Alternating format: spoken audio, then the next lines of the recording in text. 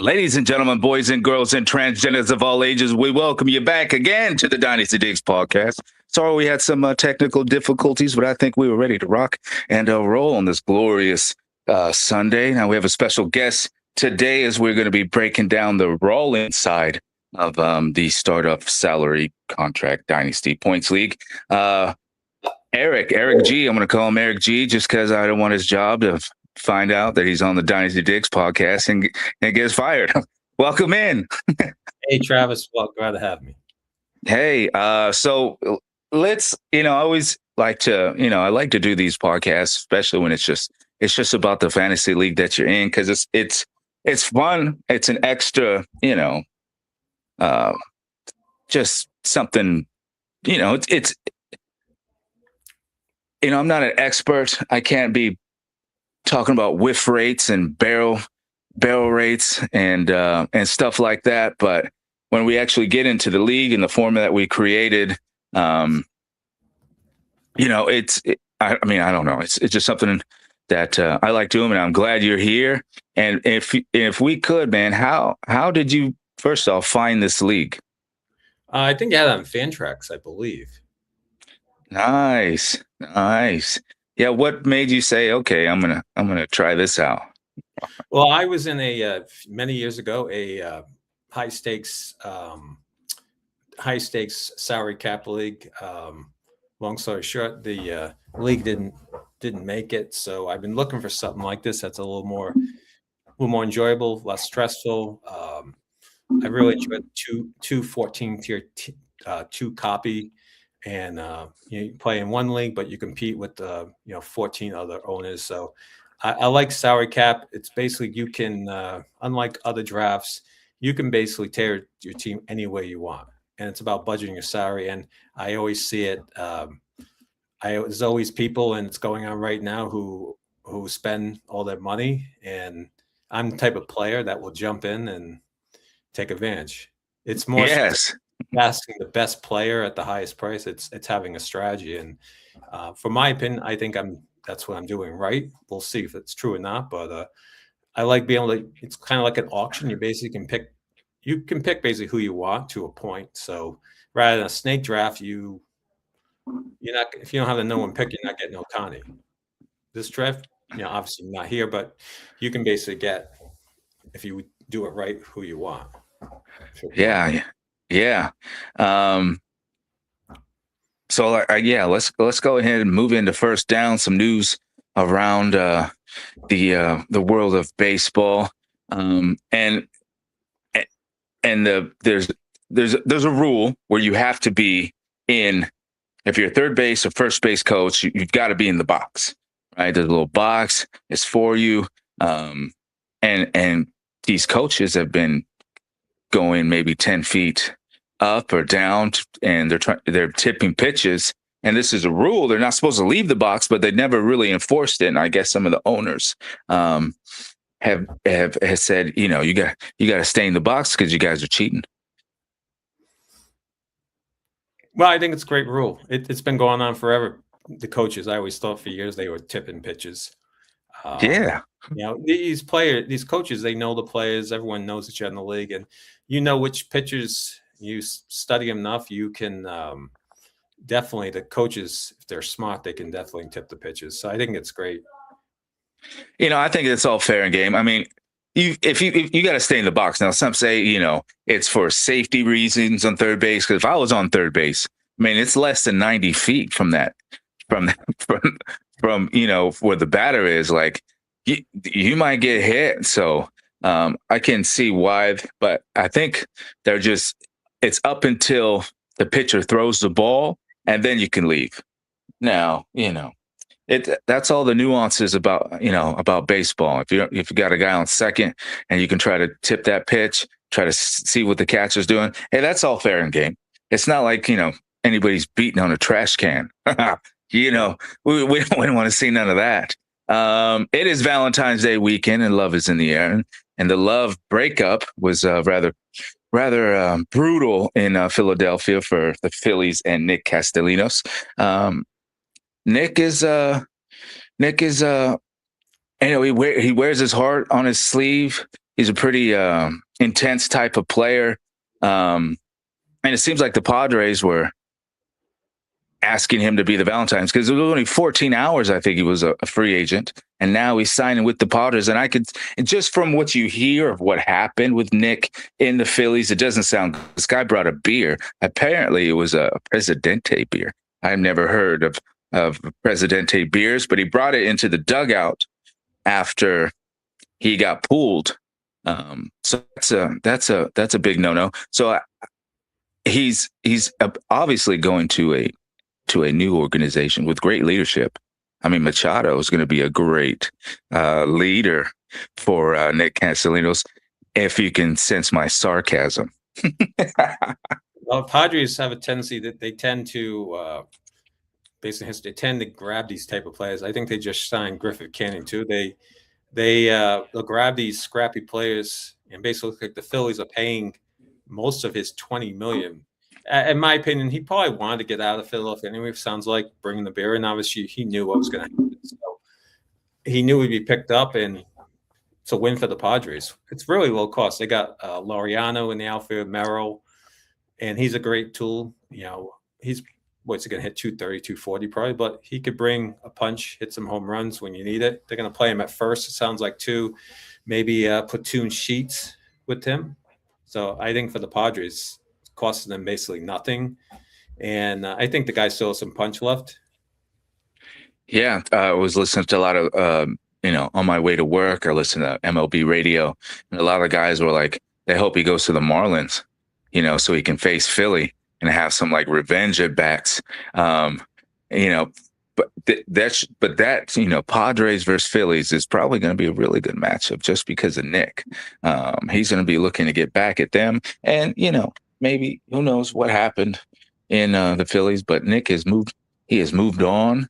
Some other players have signed recently. Bassett, he signed with the Orioles, and I think that was a good signing for them. He's a vet. He can, he's not as old as Verlander or Scherzer that they were trying to bring in. How do you feel about that Bassett addition to the Orioles? I like Bassett again for the cost, and the Orioles. I'll give them credit. They've really added many pieces with Alonso and some of the other acquisitions. Considering what they were last year, I think they're going to be competing against the Red Sox, Yankees, and the Blue Jays. That's going to be a very brutal division. Basically, I think the Rays even they're going to be lagging in the rear, but they got some talent too. So I think Bassett going to Baltimore, it's another win. These are low cost moves by these teams. So it's just a 1-year deal, correct? Yep, 1-year deal. 1-year deal. Solid addition. I wish they would have got Valdez, but it looks like they didn't want to pay $38 million. But Valdez goes to Detroit, and Detroit, I think last year their cap was at 195 or 155 actually it was at, and then now they're above 200. They brought in some pieces this year, and it's nice to see some of these teams actually spending some money, and it's not just and it's nice. A lot of these contracts are being deferred contracts. So some of these teams are like, okay, Dodgers, okay, we can do this too. I guess, we can do it too. And I guess we will. Out of Verlander and, they got Verlander too, right? And Valdez. Yeah. So they're making, that's a nice little rotation they got there in Detroit. Not a big Verlander, I think. In San Fran last year, he had his issues. I think he's at his last gap. But again, why not bring him in? We'll see where it goes. But I don't think they're going to count on much of him. What I also think is this Valdez signing means I think they still may move Scooble. I don't see them sign. They've never been. They should have wrapped them up a long time ago. The fact they have not means I can still see them moving them. And I think the Dodgers are. From what I heard, we'll see if the Tigers don't. Come July 4th, aren't in first place competing, you could see them moving them for a good load. So, yeah, and Detroit and LA have made some deals in the past, so I think they're on good terms.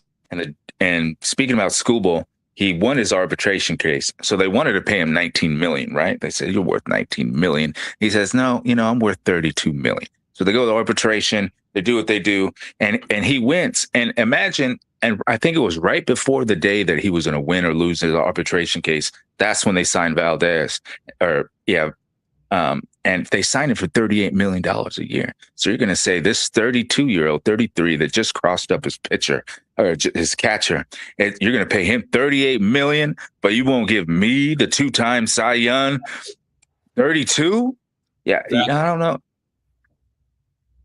Exactly. Yeah, I don't. Yeah, that's probably not going to end well. But they're going to see how they go through the year, and if it's not happening, this is the last year they have to trade him now, right? Or he just walks. I could see a package deal with Emmett Sheehan and some other, maybe a Pagaz or something, combination of some not necessarily prospects of players who are playing right now who are low cost. So we'll see where it goes. Yeah, the Dodgers definitely have a great farm system, a lot of different players on there, and I've seen a trade that was Roki Sasaki, Zaire Hope, and Jackson Ferris for Skubal. Now, me personally, hell no. I'm not giving up Roki on a $7 million deal for team control for like 4 or 5 years. Like, no way. But I think Zaire Hope, and out of Zaire Hope and Dupala and Quintero, listening to some of the scouts from that look at the minor league teams with the Dodgers, they're saying Quintero is probably, if anybody's going to go to the Hall of Fame, is going to be Quintero. Not that they reach that level, but and then they got Sirota, they got Tibbs that they just got from, I've heard, from Dustin May. Is that who they got Tibbs for? I don't know what Boston's doing over there, but I don't think they have anything left from Dustin May or Devers. Red Sox, that's typical Red Sox. Well, they have left from the Betts trade, not much. All right, let's go ahead and get into this breakdown. Now, the last time on the last podcast, we broke down the first 10 picks of the Topps draft, and here we're going to jump in to the Rawlings draft, and I wanted to do something a little different here, instead of just going team by team, because when you're in a fantasy draft, of course you're drafting against everybody else in the draft, but that person right next to you, usually it's you're really looking at what that guy's going to do, and the guy next to him really, and sometimes I know in one of these drafts I was a 5th round or 6th round, something like that, and I was just like, here's Diaz and Duran, boom boom, first relievers off the board, top closers, and the next guy is like, oh, he grabbed a closer. It's like, okay, now we can start a little trend, like in football when you pick a quarterback first or a tight end or something like that, and then, oh, here come all the tight ends. What I like to do is to review each team, the neighbors. So the first ones we're going to do Iron Fist and Rambo, which is my team, and I really like my Rawlings team. I just really, really like my Rawlings team. So, and the Iron Fist is the team that traded Ohtani. I think he traded 1.01 and 6.5, and he got I don't know what it was, 3, 4, 7, 8. I think he got Acuna. Didn't he pick Acuna? One of the picks? Yes. He got Acuna. He got Miz from Milwaukee. He got a Bozana tight end prospect, and another guy. And we can look at those trades after we finish the recap. So we'll just start. We won't even do the first round pick because he didn't have one. He traded Ohtani, but the Rambo team did get Bobby Witt, number 2. $24 million contract, young stud at the shortstop. Now looking at the second round, Iron Fist, he didn't play around. He didn't get cute. He went with Jose Ramirez, old man Jose Ramirez, at 214, which is kind of crazy if you think about it. And then I went with PCA. So who do you like right there? Well, I think was PC about 17, if I remember. I'm not sure the exact price, but for the price, I like the Ramirez pick. Came back, he traded for Acuna, got Ramirez. I like the pick. I really like the Pico Armstrong pick for the price. And then I see you went McGonigal with the third pick. We haven't got there yet, but I think the prices, I think Witt, I think you didn't spend too much money in the first couple of picks, and that's key. Gave you a little money to based on your future picks. I like it. I like where you go on your first 6 picks. Mm-hmm. And then he comes out with Pete Alonso. And I did take McConaughey. And McConaughey, he might not even play this year. He might break open with the Detroit. So that's a very, very risky pick, because you never really know how these prospects are going to come. Just for this year and next, I'd probably take Alonso as far as production, but of course you got to think the long-term value. McConaughey's rated like the best hitter coming up since Vladdy Jr. Not that I know too much about who he is, but I just read a few things. I said, okay, I gotta make sure. He's definitely, I think, number 2. Looking at, I really like your Soderstrom pick, being the A's, following the A's. I think for the price, again, I don't remember exact price that for. I remember that was a good deal. I like your Holiday pick. You have budgeted accordingly, and for what you have left right now, looking at how much money you have left right at this minute, I think it was smart. You didn't. You set yourself up to be able to take some of the higher prices in later rounds by not spending all that money in the first couple picks. So, looking at his picks through 6, I'm really a little confused on the Seager pick in round 6. His injury, I'm a Ranger fan. He's constantly injured. And for the price, I thought that was, but that's what he liked. And Dylan Cruz, 5'1", he has a lot to prove. He was injured last year, but strikes out a lot. He does steal a lot of bases, but he's got to get that. He's got a little bit to prove. I like Abrams, a great pick, and Alonso was a great pick even though price, it's one of the top first basemen. So I like his pick. I like your picks overall a little better. Yeah, the Seager was actually Paladins.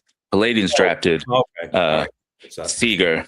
But yeah, CJ Abrams and Dill Cruz, and like you said, 2 young, high-profile prospects that really haven't figured it out. I don't particularly like those picks when you're looking at Justin Holiday and Soderstrom. I think I would take Holiday and Soderstrom over those 2 as well. Then you're looking down at round 7. He got Bryce Harper. I took Will Smith. Will Smith's not as old as Harper, and Harper had a bad down year, I guess, and I guess he's still got to prove that he's elite to some people out there in Philly. Will Smith, he's not the most flashiest catcher, but he's a solid floor. You're going to get a great average from him. I don't know if your particular strategy for drafting a catcher, but I would say that might be a push right there between those 2 picks.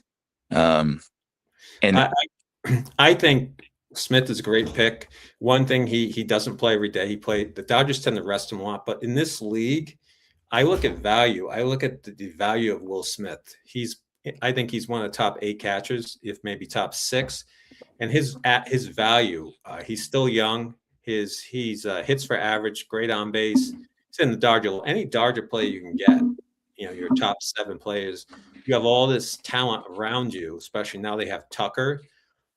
He's just going to bring in more ribbies for you. And I think the value in a 14-team league, catchers are very important, the top 6 or 8. Because once you hit past the 10th catcher, the value really drops significantly, unless you're prospects. So I think it's smart to grab a good catcher in the top top 6 rounds. And I don't know too much about the starting pitcher Lauder that he drafted in the 8th round, and I took Edwin Diaz. I don't know. It just depends on your draft strategy of if you're going to starting pitchers first, because for the next 4 picks he took starters. You're getting 5 points for a quality start, and you're getting 5 points for a save. I think Edwin Diaz would have a lot more saves throughout the week than your starting pitcher. But Diaz he's a top 3 reliever in my opinion. He had a bad year 2 years ago with the Mets, but he's on the Dodgers. Dodgers know how to handle their pitching, especially relief pitching. I think he'll get some days off. Guys like Scott and some of the others, I think they'll probably rest him a little more, in my opinion, not blow him out. But come September, he'll be prime. I think that's a great pick too. Next pick, he put Sprout, the new starting pitcher prospect that could crack the rotation this year, that came over in the trade for Freddie Peralta. I took Justin Crawford, the son of the former Philly, I believe he was. Yeah, I was looking at him for a while. I think it's about $5 million. I passed it. Just he didn't fit into my plan, but he was a target of mine. I just was hopefully waiting to get him, but he was taken by you in the 9th round. He drafts Jason DeGrom. I take Tyler Rogers, again, 2 older vet pitchers. If it's Tyler Rogers, Trevor Rogers, Baltimore starting pitcher, if he can replicate what he did last year, that's going to be a really, really good pick. But DeGrom, if he's healthy, and I guess that's always, a thing with him, if he's going to be healthy or not. I think the pedigree you go through with DeGrom right there. And then he took Blake Snell, and I took Mackenzie Gore. Mackenzie Gore leaving the Washington Nationals, going to your team, Texas. How do you feel about that? Gore, I'm a huge Gore fan. I think Washington, playing for them. He had a rough start out great, kind of faded last year, but going to Texas, that's the number one. I went to that Globe Life 2 years ago. It's a great ballpark. You ever get a chance? It's right next to the football stadium. It's one of the best parks I've been. And it's a pitcher's park too. People didn't realize it was the number one park for starting pitching and overall pitching. So I love Gore. Ever since the days when he was a Padres prospect, I think it was the number 1 or 2 prospect. Took him a while. He was always talked about for years. And I think going to the Rangers, they have a lot of veterans. They have a history of having good pitching. DeGrom will also help him out. He's kind of like the father. He'll work with him, I'm sure. So I think that's a great pick.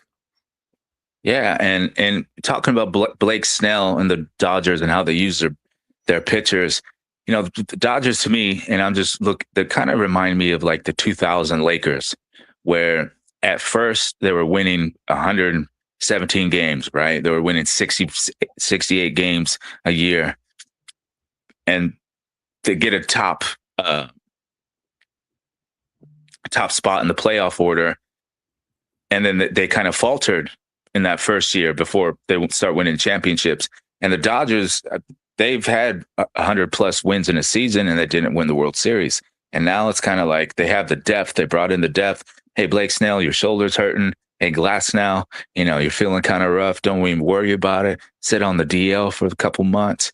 Get you back in October, and so you can get rocking and rolling, or September, and be ready for the playoffs. So, and so I'm just, as a Dodger fan, fantasy wise, if it's not Yamamoto, I'm, and Sheehan. I think Sheehan might eat a lot of innings this year, just due to the fact that they're going to rest their older guys. And Ohtani, who knows?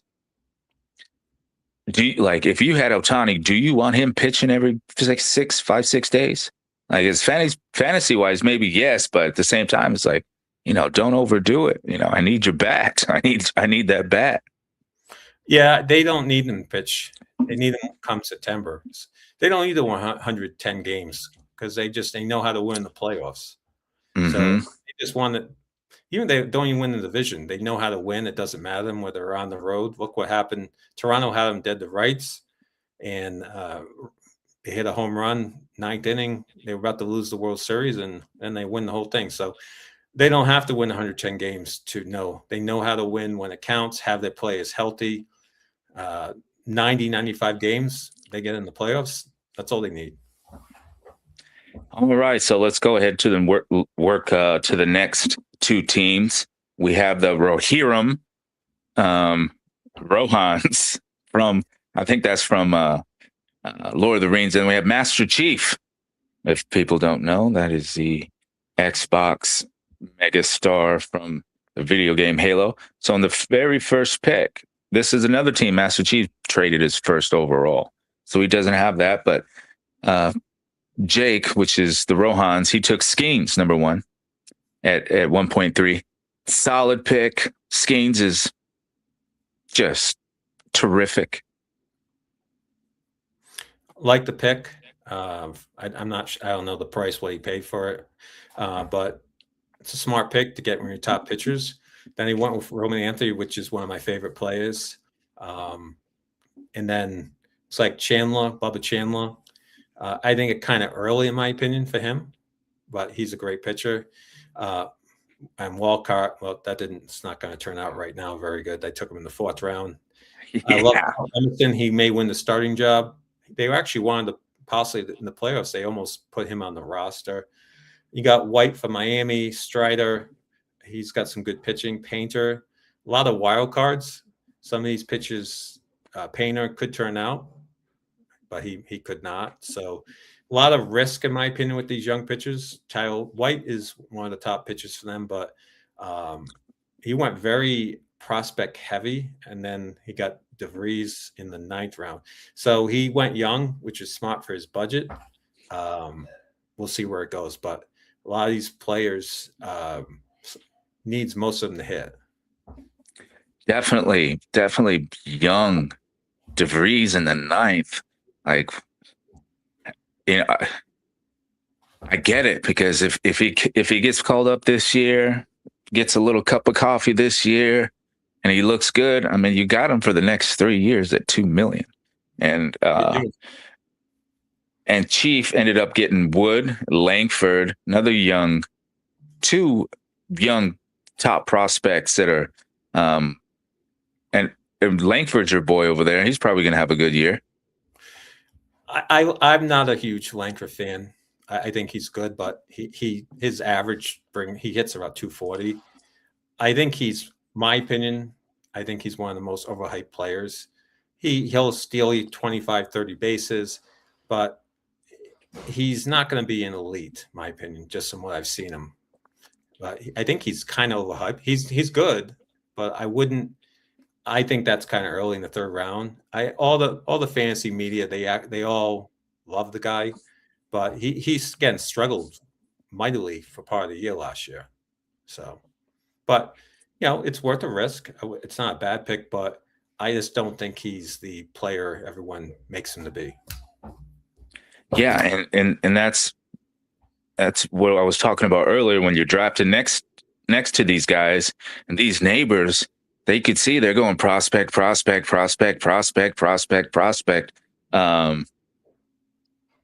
followed up in 4th round with Perez, starting pitcher of Miami. Then he got another prospect. Is that Walter Jenkins, outfield for Minnesota? One of the top 10 third basemen. I was looking at Garcia. I didn't really fall in love with his stats at first, but I'm sure he's good. A good defender. He's going to be on the field a lot. He's got George Kirby, who's going to eat up a lot of innings. I think they were saying he had not the best of years last year. Sal Stewart at 9th. This guy is being hyped up, and I think he had a little injury, didn't he, recently? Yeah, but they're high on him, though. I think he's one of the better prospects. Now with Suarez, we'll see how much playing time he gets. Bring in Suarez, so. Mm-hmm. And he finishes that up with Torkelson, another top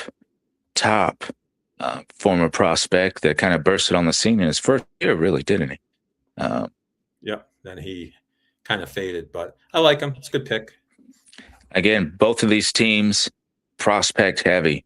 Prospect heavy. Now let's move over to Jopaku as well as Jeremy, number 2. So Jopaku took Scooble at number 5. 29-year-old anchor, solid. Some say he's a god. Then he took Jordan Alvarez at 210. I'm not sure about that one. Taking a utility player at the second pick, and one of the podcasters talked about Alvarez comparing him. It could be the have an Aaron Judge year. I don't see it. Injury history. He's utility right now. I think unless you're taking an Ohtani in a utility position, I think that's kind of limits your strategy, in my opinion. I'm not big on these utility players going that high, but he's talented, but he's hurt. Anytime you have a player that was hurt most of last year, I think their value, it's obviously you got them in the second round, I think's high of them, but they're injury prone. I think you're taking a big risk taking a guy like in the second round. We'll see. We'll see where that goes. Yeah, the talent is there with Alvarez. Excuse me. If he's healthy, you're right. He could have a monster year. Third pick, he took Profar, Atlanta. I don't know about Profar. Ketel Marte, top second baseman, arguably in the league. A little older. I think he might be 29 or 30 or something around there. Maybe a little older than that. Woodruff, another very old starting pitcher. He's got maybe, I don't know, how many years left you think Woodruff? Couple. I don't know what these prices of these players are. I don't think Alvarez was cheap. If these players, if they were low cost players, I think it's a great strategy. But Woodruff, I'm not sure his price. He's injury prone. Olsen is a little older also. I like Luzardo. Trey Turner in the 8th round is a steal, even though he's older. And Dylan Cease. So he probably drafted them more of a veteran team compared to the previous team who went most prospects. Definitely, this guy is going. He's got like the old man squad here. He's also looking at his budget right at this moment. He's doesn't have much money left too. So yeah, he's not doing too good there. And Jeremy with 1.6, Soto, Judge. And just to go back real quick to Jopaku, yeah, he has no more salary. He's got to go prospects. He probably not going to be able to draft all his players that he wants. So he's stuck with a bunch of old aging players that really, in that, other than Alvarez and Scooble and maybe Marte, Olsen, Trey Turner. I mean, they've got a little trade value, but not much. You're not giving a lot up for these guys. So he at some point this season, I can see this guy, or maybe soon, he's got to unload some of these players because he has no future as of now. Well, how I draft, I draft not only on the stats, what's the value? Going with a younger player, guy like pick any player, guy like say a William Contreras. He's still relatively young. His value is very high. Catcher value. It's tough to get a good catcher. To be able to trade him, you're going to get a good return. Where guys like Profile, if you want to trade him for the price, you're not going to get much in return. So that's one thing I look at when I draft players is how much I try to create value on my team. That's going to give me the most opportunity. If I want to trade one of these guys, bring back some young talent. If I want to cut some salary. And Jeremy, again, these teams very similar in their kind of draft strategies. Soto at 1.6, and he gets Judge at 2.9. And it's not because Judge is not any good. It's just because Judge is almost 40-something million, going to be 34 years old. But pairing Judge and Soto together, that's pretty good. It's good. Judge, I'm not sure how many more years Judge can. I don't think he'll probably keep hitting 40, 45, 50. But I don't blame him for taking Judge. He has a great opportunity to produce some results. He follows that up with Logan Gilbert. Nice pitcher from Seattle. Lindor is next. So again, just elite fantasy studs that have been around for, other than Gilbert, quite some time. Reagan, starting pitcher for KC, solid pick there. Munoz comes off the board, one of the top closers in fantasy baseball. He finally goes a little young and gets Roki Sasaki in the 7th, who's about $8 million. I'm looking forward for Roki Sasaki this year. I think he might be the Roki of the year. I had Roki in another league. I got him like in the 10th round. I think he's going to be. I think for his value, I think that's a good pick. I'm very high in him in the Dodgers. I think last year he wasn't ready. I don't think the injuries, but in the playoffs, he did quite well. So I think, and the Dodgers are going to have injuries. Glasnow will get hurt. Snell will get hurt, I'm sure. So he'll have plenty of opportunities. They probably will limit his innings at one point, make sure he's ready for the playoffs. But long term, I think that's a great pick. Yeah, he follows that up with Baldwin, catcher for Atlanta. Solid pick there. Naylor, first baseman, Seattle, and Ozzie Albine. So a really balanced veteran team here. For looking at his first 10 picks, I don't. From the other players, the other teams that we looked at, I'm thinking Jeremy's the top team right now going into the year. I'm impressed. He did a good job. Hopefully the Lindor injury won't be very long from what I hear, but I think he's a solid player. Yeah, speaking about the Lindor injury, that's a hamate injury. And Justin Holiday has it, I think there was another player that had it. And when they grip the bat, they're putting this part over the knob. And I that's one thing in this league. It's all about depth too. There's going to be injuries all year. That's why the teams that are going to do well in this league have spent well and have depth. They have Lindor gets injured, you have a good backup shortstop. It's not going to be just with Lindor, but you need to have depth to fill those holes. I'm looking down on his draft, and he does have Xavier Edwards, some guy that can come in to fill in. Definitely not on Lindor's level, but he can get you very fast. Nice table setter. He's consistent. Satchery is next. Jeff Satchery. In the first round, he took Hunter Brown, which I think I listened to a lot of mock drafts and a lot of experts, and these guys were wanting Hunter Brown over Yamamoto. I don't get that. The only thing about Yamamoto, he only pitches sometime once a week. Dodgers tend to limit his starts, but I would take Yamamoto over Brown. But Brown's a great pick. 2 years ago, I had him on a team. He was terrible, and then he turned it around. So we'll see. I always go for the team that's more talented. The Dodgers have a better team, and you're going to get more wins having a Yamamoto versus the Astros. Yeah, the Dodgers have kind of embraced this six pitch every 6 day, 6-man rotation. Is it like that's what they do in Japan? That's what Yamamoto and these guys have been used to. So they've kind of adapted to that just to make, and if you've seen Yamamoto's pregame rituals of the javelin throw, and some of the, stuff that he does to prepare for his when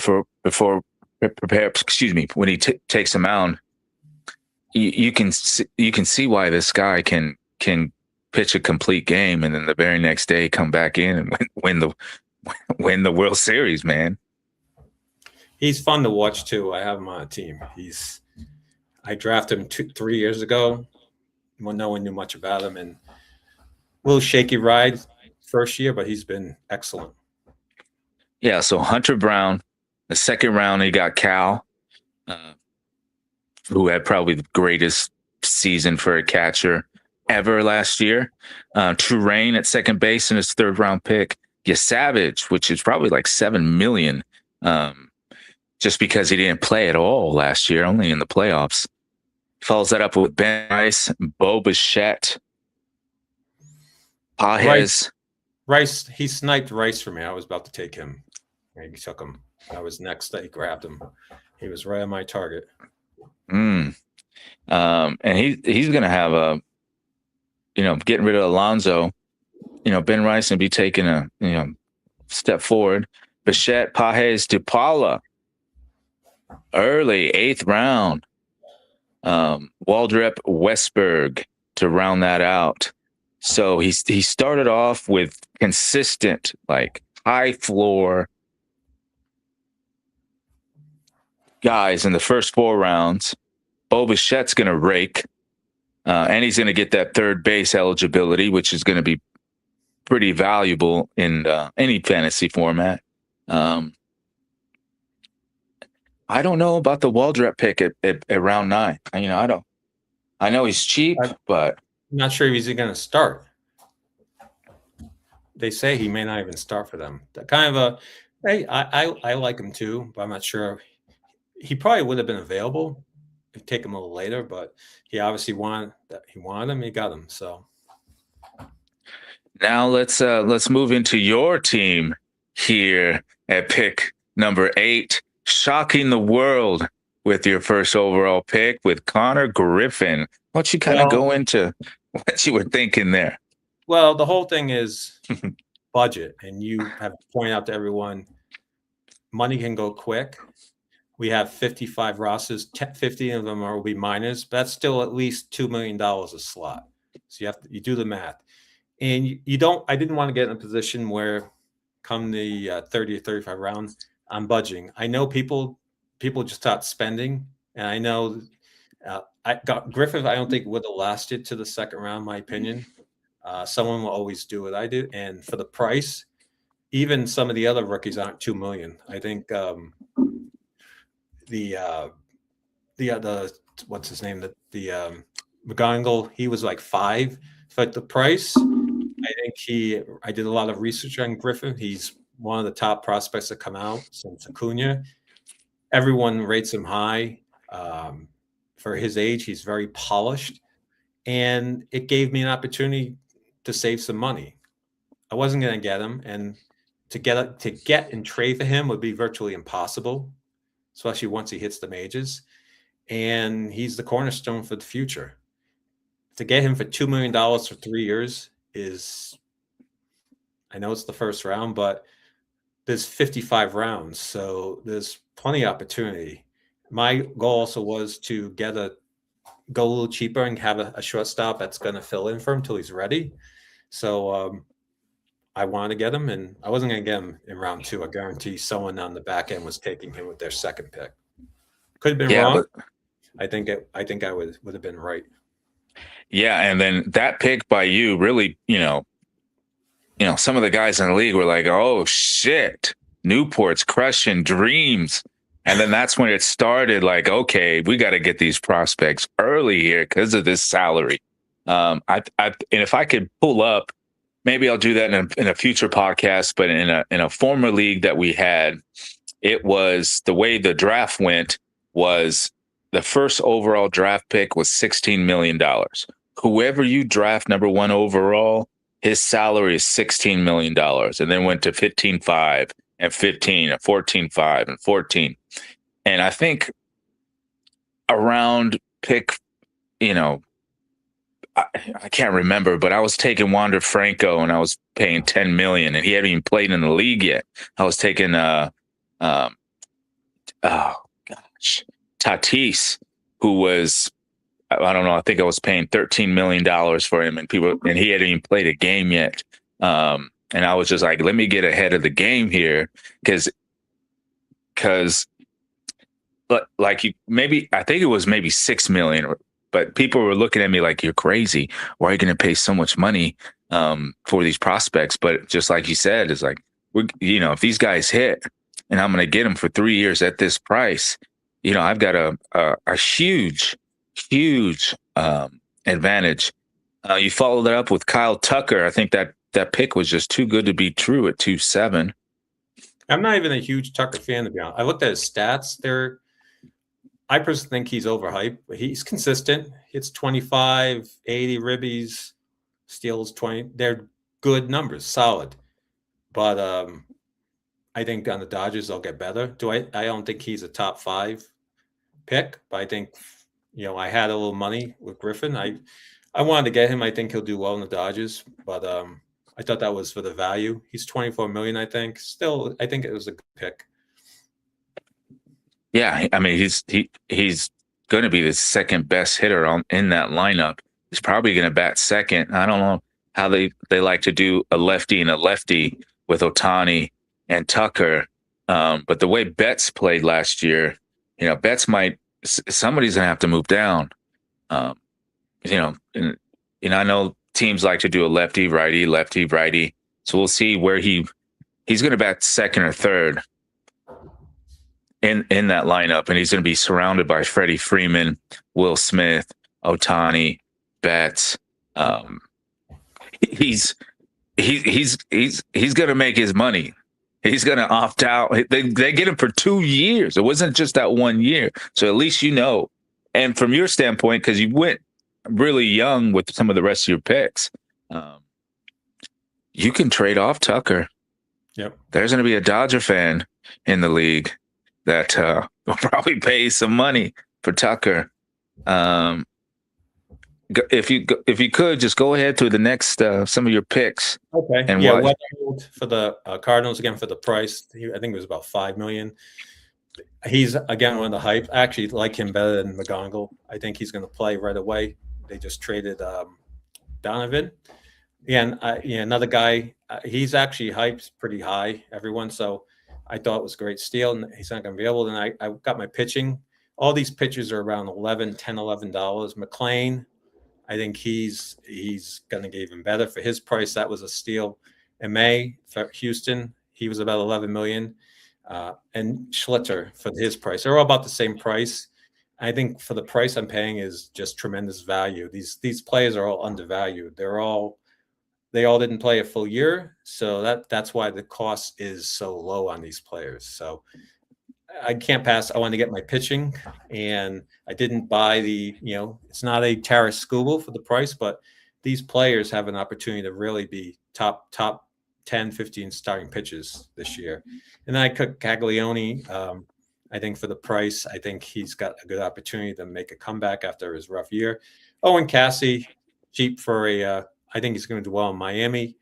I can always put him in the minors. He's minor eligible right now. And then I wanted to get a solid catcher in Hunter Goodman playing in Coors. So those are my top 10. For the price, he was probably the best priced catcher. Yeah, I've heard that Cagliano, I have him in the other league, and Sultan said that he could, have a Kurtz type year. It's a big home run threat. So you've got a young squad, and it's not as I thought he actually went a whole lot like more prospect heavy, but I mean you did, but these guys are all expected to be on the field this year. The Amai pick, this guy, it seems like it was fate that he was going to be with the Astros since he said he wants to take the Dodgers down. Like, give me a break. As a Dodger fan, like, give me a break. You cheaters just want anything to hold on to. But they say if he went in a first-year player draft, he might have been the first pick if he was in the first-year player draft. He's rated that high. For the price, couldn't pass him up. Next, we got Turnpike Dirtbags with his first pick, Fernando Tatis. Then you got Gunnar Henderson at 2.6. Gunnar. I like the Gunnar pick. He's got Wu, Vinny P, Contreras, great pick for catcher. Joe Ryan, start Phillies second baseman. Brian Bello, not sure about that pick. That's kind of high in my opinion to the 8th round. Nick Pavetta, big fan of Nick. Very consistent. He's only 32. I still think he's got 3-4 good years left of him. And Luis Robert Jr. Those are his top 10 picks. And going next to him for Paladin, I think it's called Paladins, number 2. He's got Vlad Jr., the first pick, a great choice. Acuna. Oh, that got traded. That went to Iron Fist. Hunter Green. So let's stop. So he has Acuna, I believe. Then No, Palladians has Vladimir Guerrero. Then he traded his second, and he got Hunter Green. So that is the that right there is the Otani trade. So he got Otani and Vladdy to pair up front. Then he moves into Hunter Green, Michael Busch, who is, I mean, let me see how much Michael Busch is. He had a breakout year. I mean, I know he played the good year before, but this is one of those Dodger players that couldn't get on the field, leaves, and he hits 34 bombs, 90 RBIs, 78 runs. He wasn't going to be playing first base for the Dodgers, but I'm glad to see Michael Busch there. And he cost $17 million for Michael Busch. He's a solid player. He doesn't have a lot of jazz to it, but he gets the job done. He's not one of these flashy players. He's just consistent. That Grant Williams starting pitcher for the Cleveland. Grant Williams could be a sleeper this year. That's what people are saying. So I don't know. Michael Busch, Hunter Green, he traded a lot of his picks to move up. So we're not even getting a really good look at his team. So he's got Let me just go here. Let me go here. Let me go to the Palladians, number 2. Okay, this is going to be a better way to look at it. So Otani, Guerrero, Hunter Green, Kyle Schwarber, Michael Busch, Corey Seager, Grant Williams. Those were his first picks in his first nice round.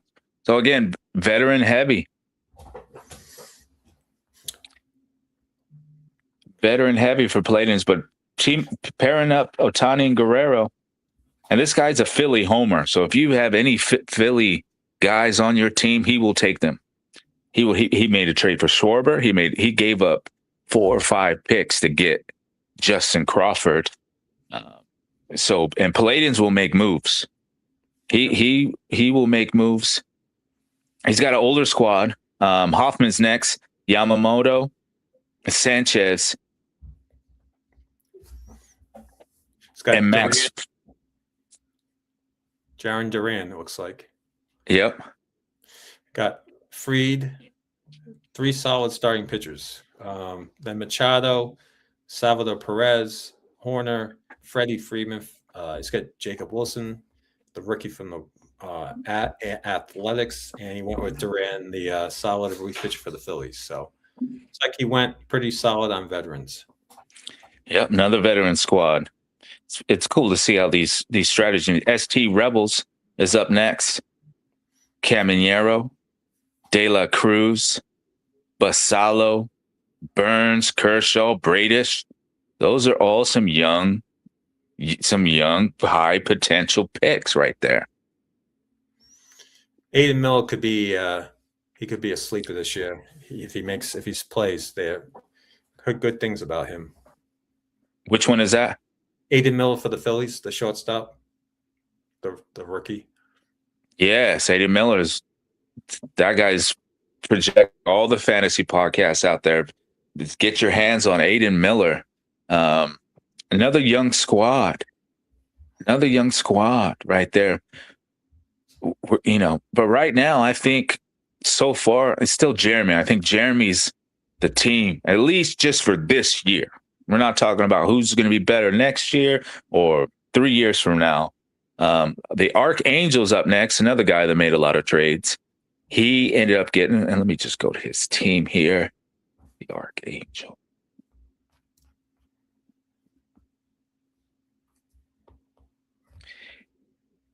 Corbin Carroll at number 1. He followed it up, and then he traded up to the 4th pick to get Carroll. Then he still has his 13 overall. He got Kurtz, pairing up Carroll and Kurtz. And then in the 3rd round, comes back and gets Jackson Merrill, another guy that could bounce back, young, former top prospect.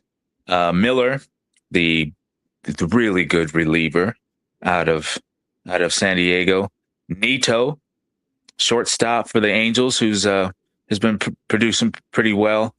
Jensen, the catcher for Kansas City, prospect. Everybody's talking about Jensen. Some would say they take Teal over Jensen, but just Jensen, I don't know. There's just some hype about him. I like it. I'm a huge Kurtz fan. He's gonna strikes out a lot, but could hit 40, 50 homers this year. So young studs on the Archangels team. And the last team in this recap, we got the Ant-Man, Chorio at 114. And if you can, just go ahead and go through those because got Julio over 2-1. Then he went with Jazz, Chisholm, Austin Riley, 4th pick. Then he went Rafael Devers, I think, is a steal in the 5th round. Perdomo, Logan Webb, and Freddie Peralta for his 2 top pitchers. Mookie Betts fell to the 9th round. But his price still a little bit pricey. He has a lot to prove this year, and he got Seiya Suzuki for the Cubs of his 10th pick. So he went a lot of good bats and pretty much not one rookie. So he went all vets. And looking at his entire roster, his first rookie was Jordan Laura in the 15th round, and he has gone. He took very few rookies till you're moving into the latter rounds. So looks like he's playing to win right now. So after kind of looking at all these teams, which team are you most nervous about? Jeremy's team. Your team also. I like both. Jeremy's got the squad, and I have to give it to him. Congratulations, Jeremy, for getting the consensus of the top.